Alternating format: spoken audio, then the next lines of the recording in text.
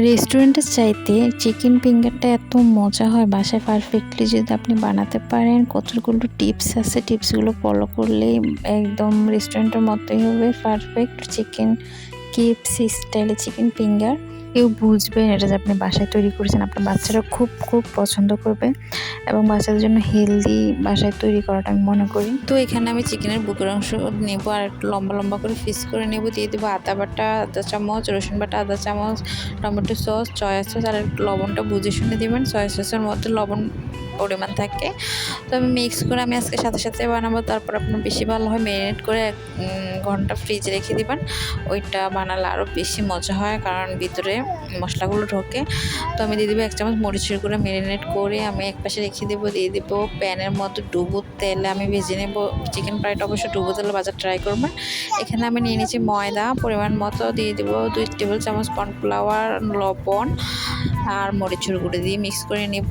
তারপর একটা সাইডে আমি একটা বাটিতে পানি নিব। তো আমার কোটিংটা করব এখন। কোটিংটা আমি বললে বোঝাতে পারবো না আপনাদেরকে, আপনারা দেখে অবশ্যই বুঝে নিতে পারবেন। আমি 2টা লেয়ারে কোটিং করব। একটু চেপে চেপে ভালো করে কোটিং করে আবার পানিতে চুবিয়ে আবার ময়দার মধ্যে আমি কোটিং করে নেব। তারপর এক্সট্রা ময়দা যেটা থাকবে আপনারা এই যেভাবে ফেলে দেবেন। তারপরে এই যে লেয়ার হয়েছে কি সুন্দর দেখুন। এটা আপনাদেরকে আমি আসলে বলে বোঝাতে পারবো না, আপনারা একটু দেখে আর আইডিয়া থেকে করে নিতে হবে। তো এখানে আমি চিকেন ফিঙ্গারগুলো গরম তেলে দিয়ে দিব। এই যে দেখুন আমি পুরো গরম করে নিয়েছি তেলটা, কোনোভাবে ঠান্ডা তেল দেওয়া যাবে না, তাহলে ক্রিস্পি হবে। তো আমি ব্রাউন কালার করে প্রত্যেকটা চিকেন ফিঙ্গার আমি উঠিয়ে নেব। আর হালকাতে নেড়ে চেড়ে দিবেন, বেশি নাড়তে যাবেন না, তাহলে লেয়ারগুলো ভেঙে যাবে। এই যে আমার চিকেন ফ্রাই রেডি। এতটা ক্রিস্পি হয়েছে, আপনাদেরকে যদি আমি খাওয়াতে পারতাম।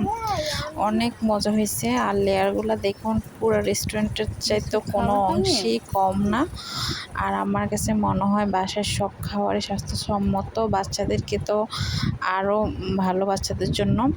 এই যে আমার প্রত্যেকটা লেয়ার এত ক্রিস্পি হয়েছে, এতটা মজার হয়েছে। টমেটো সস দিয়ে আপনারাও খেতে পারেন, পরিবেশন করতে পারেন, মেহমানদেরকে, বাচ্চাদেরকে সবাইকে খাওয়াতে পারেন এই আইটেমটি। আজকে এই পর্যন্ত শেয়ার করতে ভুলবেন না আমার ভিডিওটি। আল্লাহ হাফেজ।